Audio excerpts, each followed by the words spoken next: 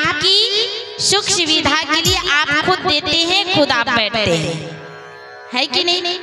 भगवान ने कहा है खर्च करने के लिए नहीं कहा है, पर कुहासा आ जाए इसलिए सुरक्षित रहें तो आप कर रहे हैं।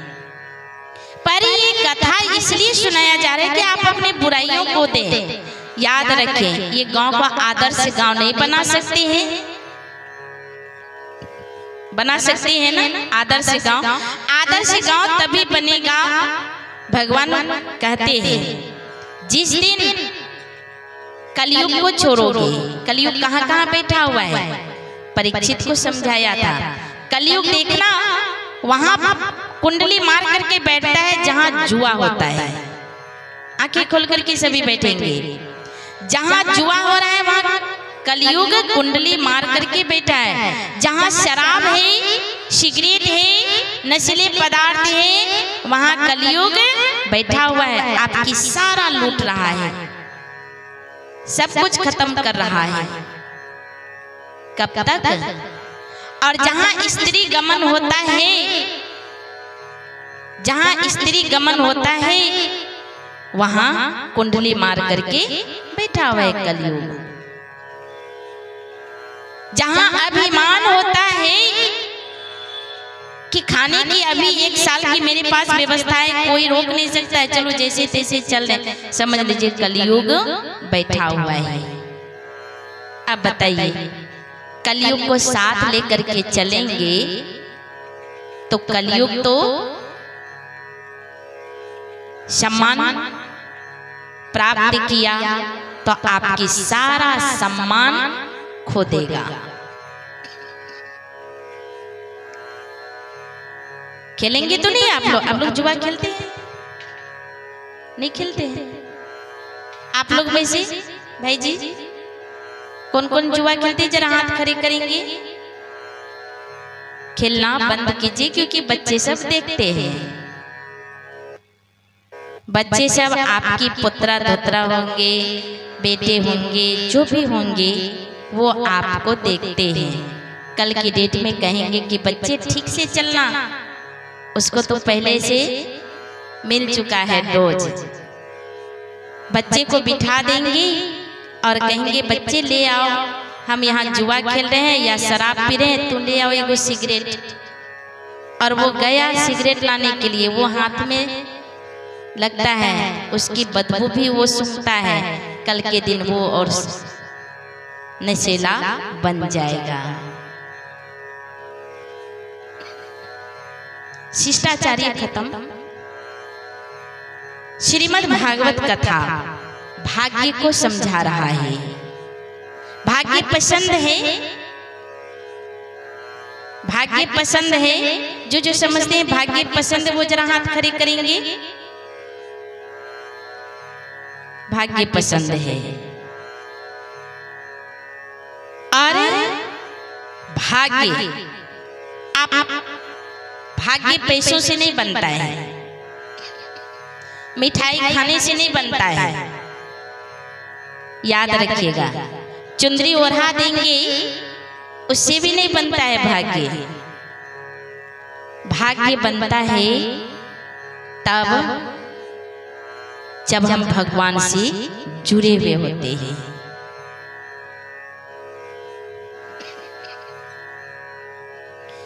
आज दान का कथा है। क्या क्या दान करना है?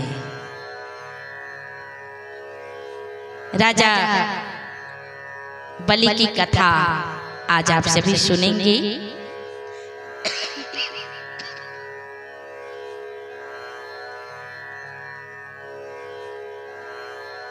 राजा परीक्षित पूछते हैं कि हे महाराज, दान का महत्व क्या है? हे महाराज, दान का महत्व क्या है? सुखदेव जी महाराज कहते हैं, राजन, मन को एकाग्र करो। आज 5वां दिवस की कथा सुन रहे हो।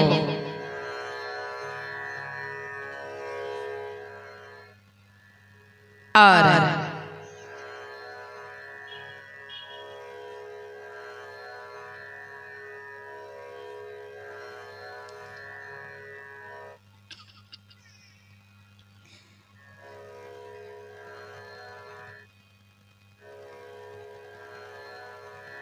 पांचवा दिवस की कथा में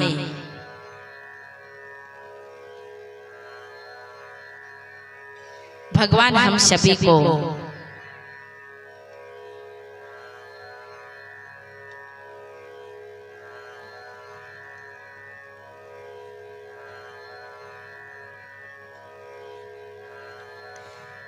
कहा कि दान करना है।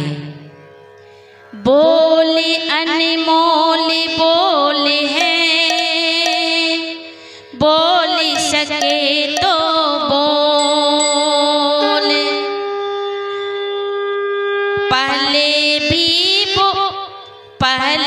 भीतर तौल के मुख से बाहर खोले, मुख से बाहर खोले। बोल अनमोल बोल है, सबसे पहले करवा बोल को दान करो। क्या करना है? करवा बोल को दान करो। 32 दांतों के बीच में 2.5 इंच का जीभ घूमता है, इसको दान करो।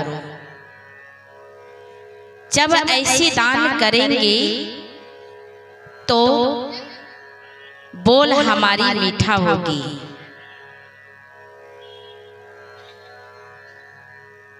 कहा एक नक्षत्र का एक बूंद होता है। नक्षत्र एक बूंद होता है और एक ही बार वो गिरता है। कहते हैं केले के पत्ते पर यदि गिर जाए तो वो कपूर बन जाता है, और सीप में गिर जाए तो वो मोती बन जाता है, और सर्प के मुख में गिर जाए तो वो जहर बन जाता है। एक बूंद होता है। स्वाति नक्षत्र का एक बूंद होता है, और वो कहीं ना कहीं अच्छे जगह पर गिरने की कोशिश करता है। तो जहां जिस रूप से स्वीकार किया जाता है उस रूप से उसका सभ्यता, आचार, विचार, व्यवहार बनने लगता है। केले के पत्ते पर यदि गिरे तो वो कपूर बन जाता है। क्यों? आपने देखे होंगे केला गल जाएगा पर कीड़ा नहीं होता है। होता है? फल एक ऐसा है केला कि उसमें कभी कीड़ा होता ही नहीं है, और वो सभी जगह पर चढ़ता भी है। और इसलिए कीड़ा नहीं होता है कि जब वो केला फड़ता है तो उस पर परत होता है। केला का जब फूल होता है तो परत होता है। जैसे जैसे वो केला बढ़ता जाता है, निखरता है, तो वैसे ही उसका परत भी उठता जाता है, और जैसे संपूर्ण केला बन जाता है तो सारी परत उसका टूट जाता है। टूट जाता है। तो केले से हमें सीख मिलती है कि अंतर्मुखी सदा सुखी, बाह्यमुखी सदा दुखी। बोल अनमोल बोल है, बोल सके तो बोल, अंतर्मुखी सदा सुखी। और जब भगवान की शक्ति आप पे आएगा तो वो कपूर का काम करेगा। पहले आप अंतर्मुखी बने, ज्यादा आवश्यकता नहीं है। करवे बोल बोल करके, जोर से बोल करके, लड़ाई झगड़ा करके कोई चाहे कि हम हासिल कर ले तो वो भौतिक हासिल तो हो जाएगा, पर आपकी सारी दुआएं खत्म हो जाएगी। और ये दुआएं काम करती है तब जब अंतर्मुखी सदा सुखी रहेंगे। आज बच्चों को दुआओं की आवश्यकता है, परिवार की दुआओं की आवश्यकता है। जब आप अकेले की तरह बनेंगे तो भगवान को याद करेंगे तो वो कपूर का काम करेगा। कपूर का एक विशेषता है, यज्ञ में भी लगता है। और जहाँ वातावरण खराब होता है तो कहते हैं कपूर जला करके घुमा दो तो सारा दूषित वातावरण ठीक हो जाएगा। कपूर का एक विशेषता है, सर्दी खांसी होगा तो एक रुमाल में उसे 2-3 गो मतलब कि पीस करके उसको डाल लीजिए और फिर उसे नाक से सूंघेंगे तो उसकी जो नेगेटिव वाइब्रेशन है बॉडी में वो सारे खत्म होता है। कपूर का ये विशेषता है कि जहाँ कपूर जलाया जाता है वहाँ इविल सोल प्रवेश नहीं करता है। इविल सोल यानी जो आत्माएं शरीर छोड़ते हैं, वो जो भटकती है वो प्रवेश नहीं करता है कपूर जलाने से। अगर डाउट ऐसा होता है कि हमारे घर में कुछ प्रवेश है तो आप चारों कोना में रोज कपूर जलाइएगा। और जलाते हैं तो सारी वाइब्रेशन उसका खत्म होता है कपूर का। तो ये कपूर कैसे बना? स्वाति नक्षत्र का एक बूंद पड़ा केले के पत्ते पर तो वो कपूर बन गया। क्यों? क्योंकि केला कभी सड़ता नहीं है। तो भगवान की दया एक स्वाति नक्षत्र है, कृपा उनकी स्वाति नक्षत्र है, वरदान उनकी स्वाति नक्षत्र है। ठीक है, समय पर वो आता है, रोज नहीं आता है। रोज होता है क्या ये भागवत गीता ज्ञान? रोज तो नहीं होता है, पर जब हमारा जीवन केले की तरह बनेगा, स्वच्छ साफ, जब भगवान की कथा सुनेंगे तो उसमें जैसे प्रवेश करता है तो वो जीवन कैसा बन जाता है? भला का जीवन।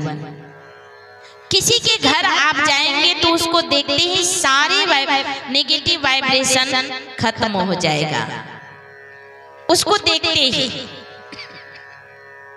क्या हमें नहीं बननी चाहिए? भगवान तो हक दिया है ना बनने के लिए, दिया है कि नहीं? तो कब बनेंगे, कब बुराई को त्याग करेंगे? आपके लिए अलग से तो टाइम नहीं आएगा। आएगा क्या? अलग से समय आएगा क्या? तो कहा कि हे राजन, धरत पर ये धर्म न छोड़िए। धरती के वजह से, टेंशन के वजह से, तनाव के वजह से, चिंताओं के वजह से अपने धर्म को मत छोड़ना। धर्म यानी धारणा, अच्छे विचार, अच्छे गुण को कभी नहीं छोड़ना। तो स्वाति नक्षत्र तेरे पास रहेगा, भगवान की शक्ति तेरे पास रहेगा। आने वाला जो भी दुर्गुण होंगे तो वो आपको देखते ही, आपकी सभ्यता को देखते ही, आपकी धारणाओं को देखते ही खत्म हो जाएगा। पर तैयार होने में बड़ी मेहनत लग रहा है। सुनते जरूर हैं, अमल करते नहीं हैं। सुनते जरूर हैं, अमल हो नहीं पा रहा है। कब अमल करेंगे? तो आज 5वां दिवस की कथा है, अमल करने का वक्त आ गया है। ये अमल करने की जो चांस मिला है, ये बारंबार ऐसा चांस नहीं मिलेगा।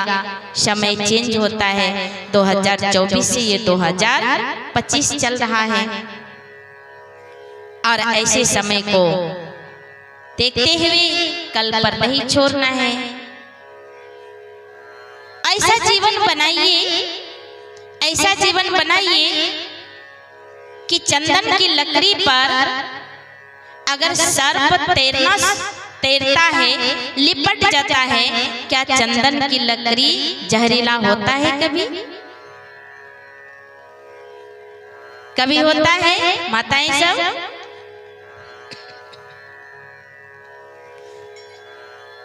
ऐसा बनिए चंदन की लकड़ी की तरह। चंदन की लकड़ी पर सर्प लिपटा रहे और चंदन की लकड़ी को डसे तो भी चंदन की लकड़ी जहरीला नहीं होता है। ताली के साथ सम्मान कर लीजिए। जीवन को एक चंदन की लकड़ी बनाइए। ये जंगल है, इस जंगल में कई प्रकार की लकड़ियां हैं। जैसे शीशम का लकड़ी होता है, बबूर का लकड़ी होता है, आम का होता है, कई प्रकार का होता है। तो जिंदगी में भी कई प्रकार की लकड़ियां हैं। कोई गाली देने वाले हैं, कोई सम्मान करने वाले हैं, कोई अपमान करने वाले हैं। 4 आदमी 40 बातें, 4 आदमी 40 बातें, अफवाह फैलाने वाले 400। क्या? 4 आदमी 40 बातें,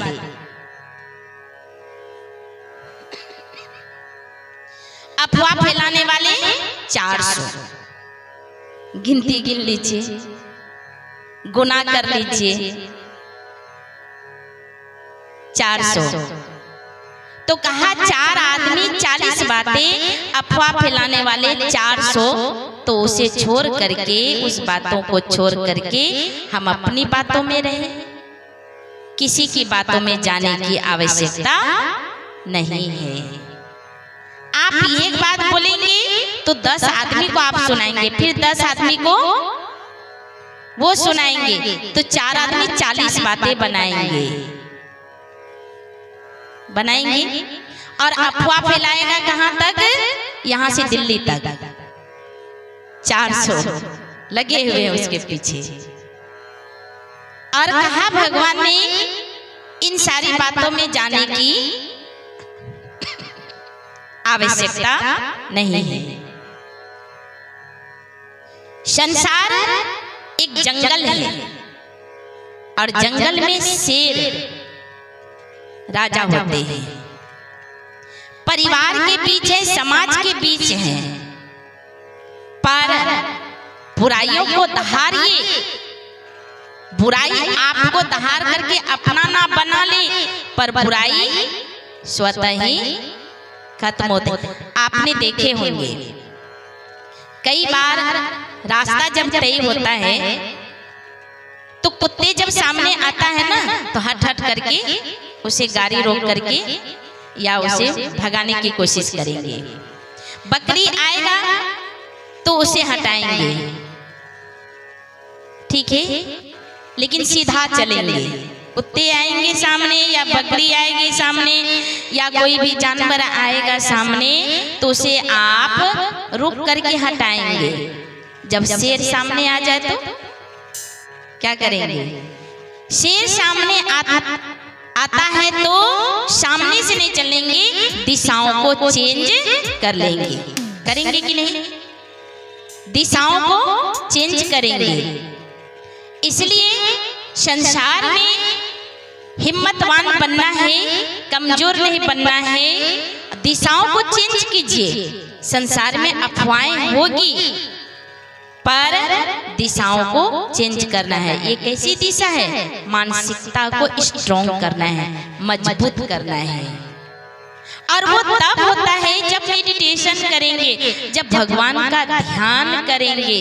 ध्यान को नहीं, धन भगवान आ जाए तो धनवान बन जाए, पोजीशन आ जाए, भगवान सर्विस हो जाए तो पोजीशनवान बन जाए। इसकी ध्यान में इसकी आवश्यकता है ही नहीं। ये तो भौतिकवादिताओं में आए हैं, तो संसार में एक दूसरे से कंपटीशन चल रहा है, ये तो हो रहा है, हम बड़ा तो हम बड़ा। लेकिन पता है सबसे बड़ा कौन होते हैं?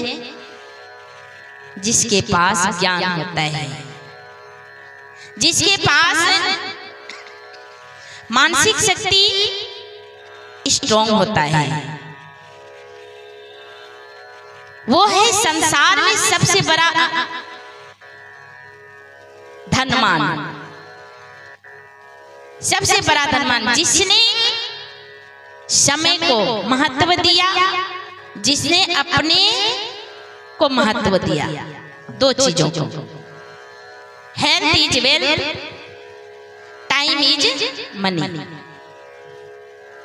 सबसे बड़ा धन है ये स्वस्थ रहना, और दूसरा धन है समय। समझ रहे ना बात को? समय। और जितने भी धन है ना, उसके पीछे पीछे भागेंगे भागेंगे भागेंगे, वो भगा करके रखेगा। जितना आप भागेंगे उतना भगा करके रखेगा।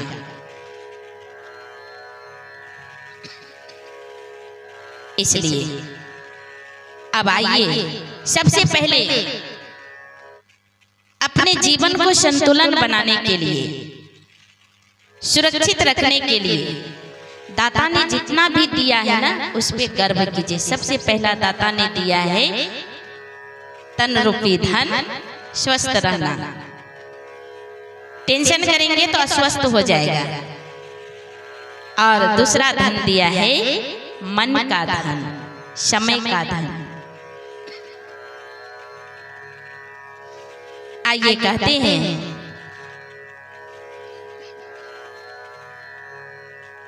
मुझे तूने दाता बहुत कुछ दिया है, तेरा शुक्रिया है, तेरा शुक्रिया है। सभी प्यार से, मुझे तूने दाता बहुत कुछ दिया है, तेरा शुक्रिया है, तेरा शुक्रिया है। मुझे तूने भगवान बहुत कुछ दिया है, तेरा शुक्रिया है, तेरा शुक्रिया है। मुझे तूने दाता बहुत कुछ दिया है, तेरा शुक्रिया है, तेरा शुक्रिया है। सभी तालियों के साथ मीठी मीठी ताली बजाते हुए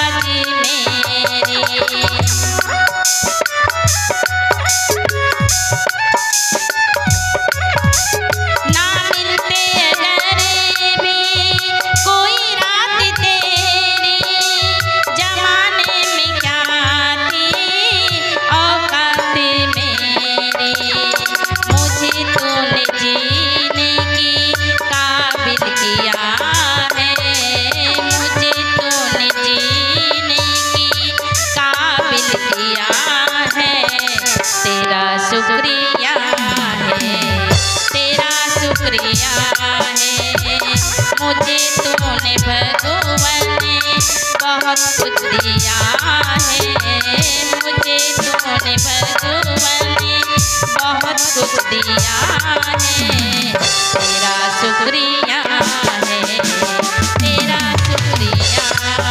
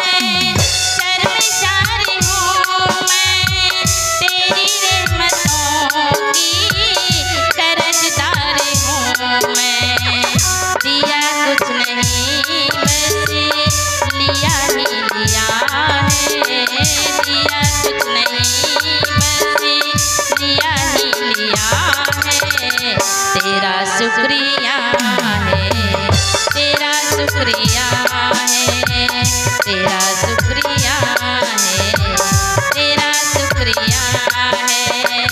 मुझे तूने भगवान बहुत कुछ दिया है, मुझे तूने भगवान बहुत कुछ दिया है, तेरा शुक्रिया है, तेरा शुक्रिया है, तेरा शुक्रिया है, तेरा शुक्रिया।